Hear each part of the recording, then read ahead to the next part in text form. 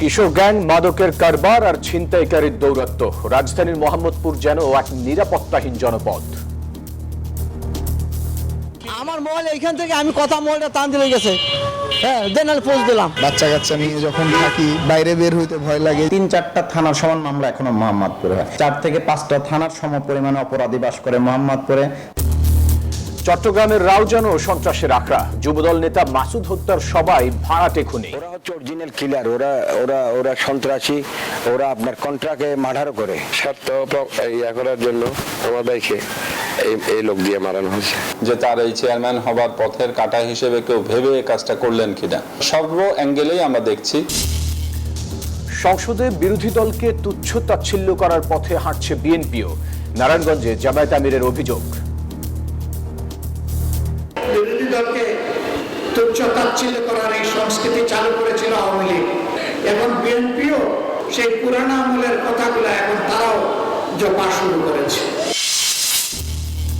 ছুটির দিনে দেশের বিভিন্ন স্থানে সরব মন্ত্রী প্রতিমন্ত্রীরা তুলে ধরলেন সরকারের বিভিন্ন পরিকল্পনা ও অগ্রাধিকারের চিত্র। আওয়ামী লীগের প্রতিষ্ঠাবার্ষিকী ঘিরে কোনো হুমকি দেখছে না পুলিশ। সারা দেশে সতর্ক অবস্থানে আইন শৃঙ্খলা বাহিনী। অর্থনীতির মহামন্দা এড়াতে সমঝোতা বললেন ট্রাম্প। হরমুজ প্রণালী বড় অস্ত্র প্রমাণ করল ইরান, বলছেন বিশ্লেষকরা। স্বাগত নিউজ 24 সংবাদে। আপনাদের সাথে আছি আমরা দুজন, আমি জান্নাতুল ফেরদৌস রুবা এবং আমি ফয়সাল মাহমুদ রয়েছি আপনাদের সাথে। দর্শক দেখছিলেন বিআরবি কেবলস সংবাদ শিরোনাম। মোহাম্মদপুর যেন রাজধানীর এক নিরাপত্তাহীন জনপদ। কিশোর গ্যাং, মাদক কারবার আর ছিনতাইকারীদের দৌরাত্ম্যে অতিষ্ঠ স্থানীয় বাসিন্দারা। এমনকি অভিযানে যাওয়া পুলিশ সদস্যদের ওপরেও হামলা করছে ছিনতাইকারীরা। বিশেষজ্ঞরা বলছেন, মোহাম্মদপুরে শান্তি ফেরাতে প্রয়োজন দীর্ঘমেয়াদী বিশেষ পরিকল্পনা। বিস্তারিত জানাচ্ছেন মাসুদ আলা বনি।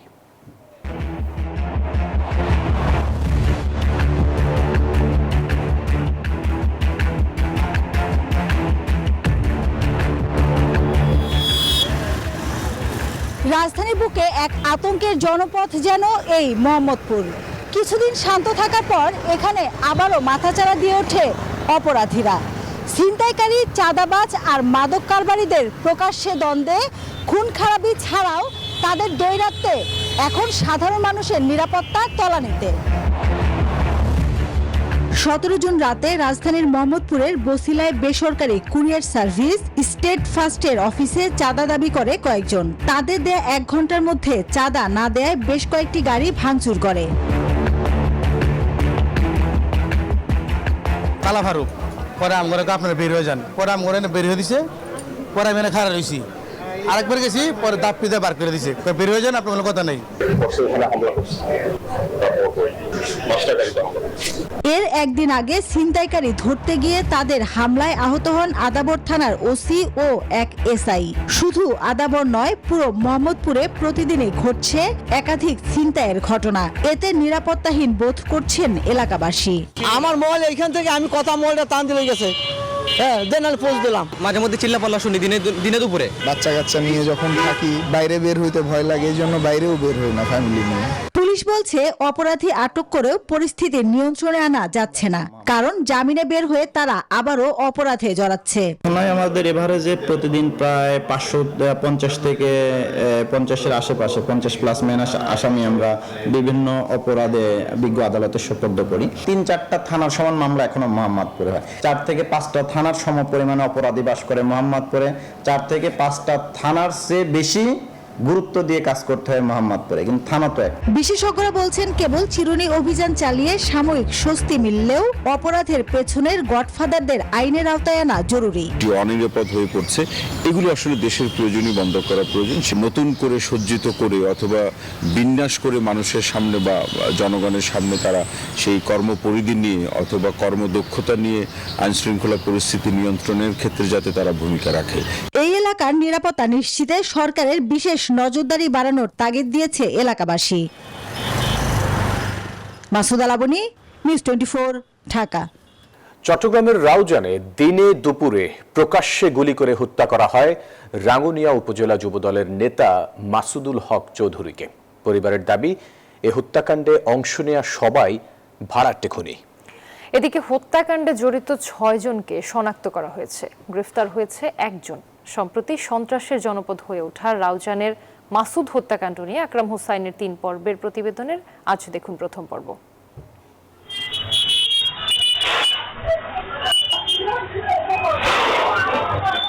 13 জুন দুপুরে রাউজানের পাহাড়তলী চৌমোহনী বাজারে প্রকাশ্যে গুলি করে হত্যা করা হয় রাঙ্গুনিয়া উপজেলা যুবদলের সিনিয়র যুগ্ম আহ্বায়ক মাসুদুল হক চৌধুরীকে। দিনে দুপুরে ব্যস্ততম এলাকায় সংঘটিত হত্যাকাণ্ডে আতঙ্ক ছড়িয়ে পড়ে পুরো রাউজানে। 3-4 জন ওখানে গাড়িতে ছিল, গাড়ি থেকে আইসা দেখতেছে মরে নাই, উনি দরবারাতেছে মরা নিশ্চিত করার জন্য ওনারা মাথা যেটা মারছে এটা তো মাথার মর্ষ কভার ছিটে গেছে। নিহতের পরিবারের দাবি হত্যাকাণ্ডে অংশ নেওয়া ব্যক্তিরা সবাই ভাড়াটে খুনি। ওরা হচ্ছে অরিজিনাল কিলার, ওরা সন্ত্রাসী, ওরা আপনার কন্ট্রাক্টে মার্ডারও করে। আরো মাস্টার মাইন্ড প্রমাণ করার জন্য বা তাদের স্বার্থ ইয়া করার জন্য আমাদেরকে এই লোক দিয়ে মারানো হয়েছে।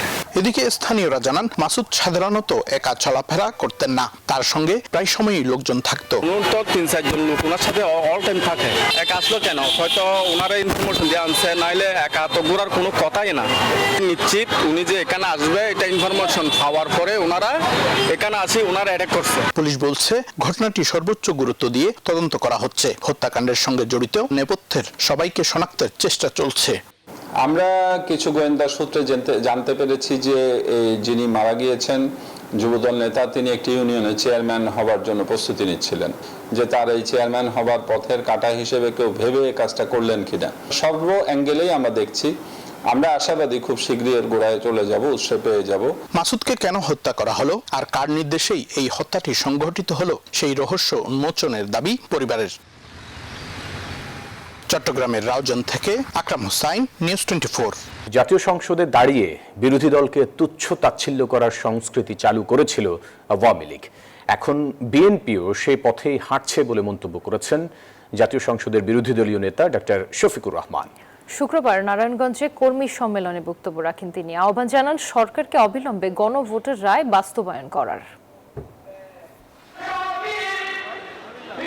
নারায়ণগঞ্জ কেন্দ্রীয় ঈদগাহ ময়দানে মহানগর জামায়াতের কর্মী সম্মেলন। অংশ নেন নগরীর বিভিন্ন ওয়ার্ড, জোন ও থানা শাখার নেতাকর্মীরা।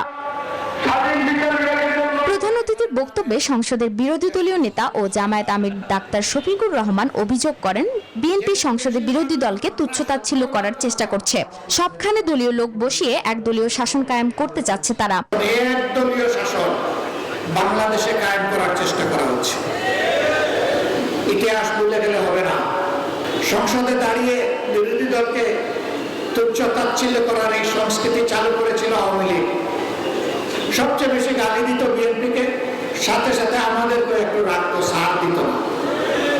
এখন বিএনপিও ওই পুরানো আওয়ামী লীগ যা বলতো সেই পুরানো আমলের কথাগুলো এখন তারাও জপা শুরু করেছে। তিনি আরো বলেন ব্যবসায়ীরা বিএনপি ও অঙ্গ সংগঠনের নেতাদের নীরব চাঁদাবাজিতে অতিষ্ঠ। এই চাঁদাবাজরা ভালো থাকতে দিচ্ছে না। এই চাঁদাবাজ কারা, কোন দলের? নারায়ণগঞ্জবাসী আপনারা এদেরকে চিনেন কিনা?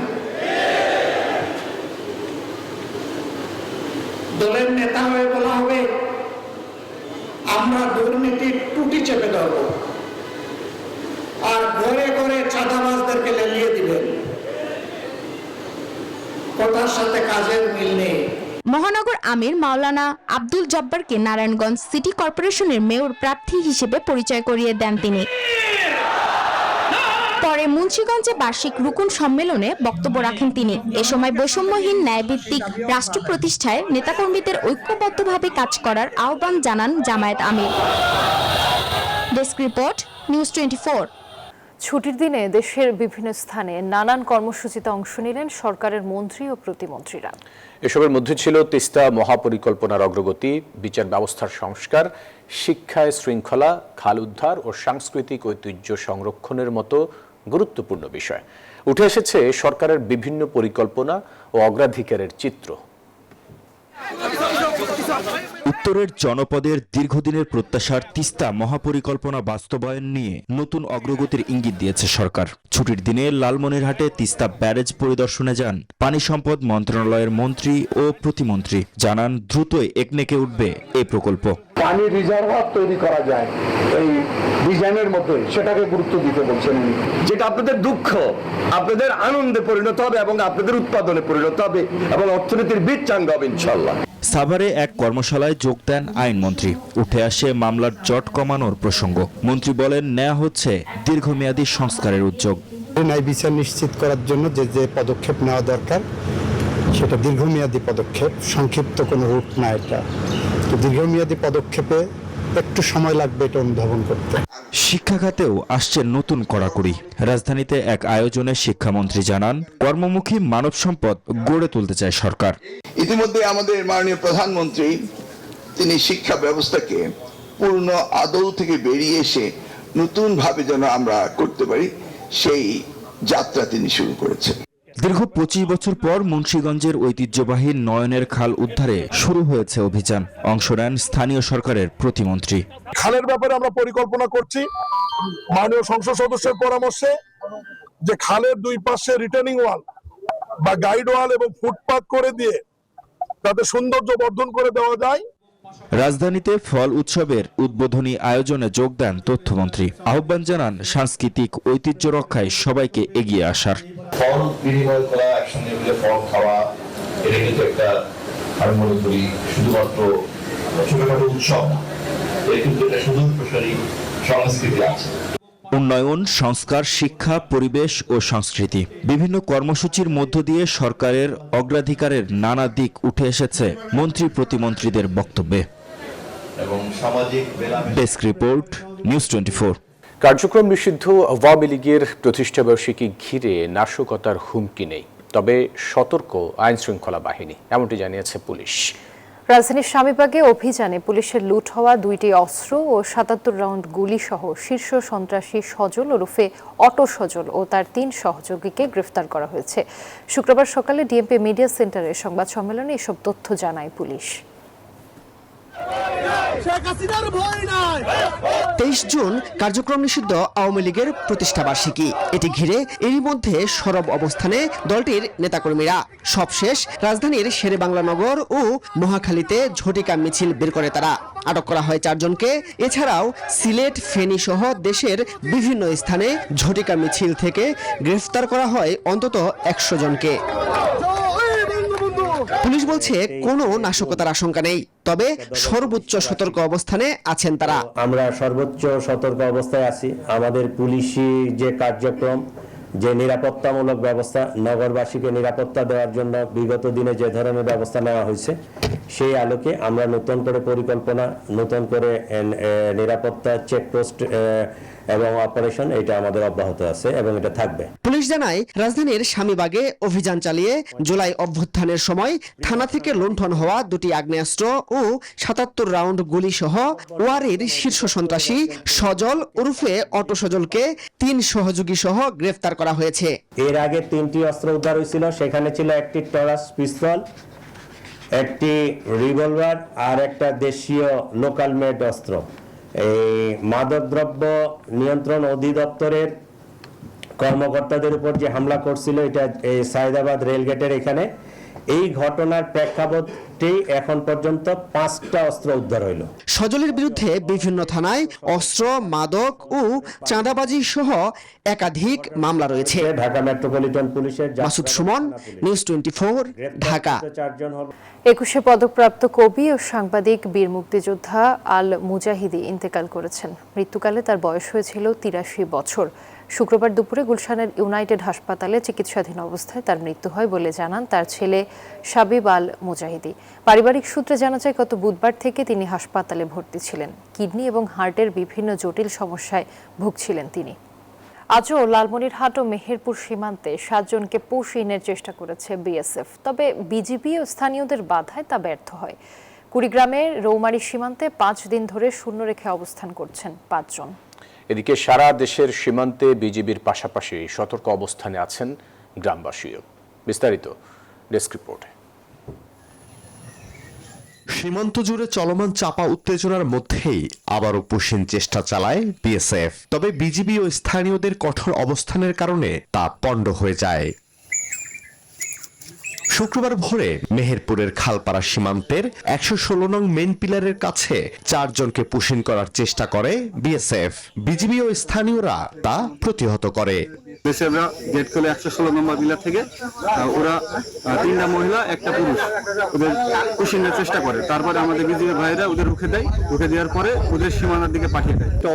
অত বিজিবি তারা লোক ধরেছিল রাস্তা থেকে, ধরে নিয়ে আসার পরে গ্রামবাসীকে ডাকলো, দেখি সে লোক ফেরত দিল যে তোমরা ইন্ডিয়ার লোক, ইন্ডিয়া যাও, কোনোভাবে আমাদের বাংলাদেশে আসার চেষ্টা করবে না। লালমনিরহাটের পাটগ্রামের কালীহাট সীমান্ত দিয়ে 3 জনকে পুশিংয়ের চেষ্টা চালায় বিএসএফ। বিজিবির বাধায় ব্যর্থ হয় তা। আমরা বিজিবি এবং গ্রাম পুলিশ পাহারা আছি, লোক আসতে দেব না, আমরা সজাগ আছি, দেখবো। এদিকে কুড়িগ্রামের রৌমারী সীমান্তে 5 দিন ধরে শূন্য রেখায় অবস্থান করছে 5 জন। স্বাভাবিক আছে চাঁপাইনবাবগঞ্জ ও নওগাঁ সীমান্ত পরিস্থিতি। সতর্ক অবস্থানে আছে বিজিবি ও স্থানীয়রা। কোনো অবৈধ ভারতীয় নাগরিক বাংলাদেশে প্রবেশ করতে না পারে, পুশিং যাতে হতে না পারে, সেভাবে আমরা তৎপরতা বৃদ্ধি রেখেছি। জামালপুরের দেওয়ানগঞ্জ ও বক্সিগঞ্জ সীমান্তে বিজিবি কড়া নজরদারি ও টহল অব্যাহত রেখেছে। Desk report, news 24। ইরানের সঙ্গে সংঘাতে কেন পিছু হটলেন মার্কিন প্রেসিডেন্ট ডোনাল্ড ট্রাম্প? দুই দেশের মধ্যে সমঝোতা স্মারক সই হওয়ার পর ঘুরে ফিরে আসছে প্রশ্নটি। ট্রাম্প নিজেই বলেছেন তিনি অর্থনৈতিক মহামন্দা চান না, তাই চুক্তির পথেই হাঁটতে চান।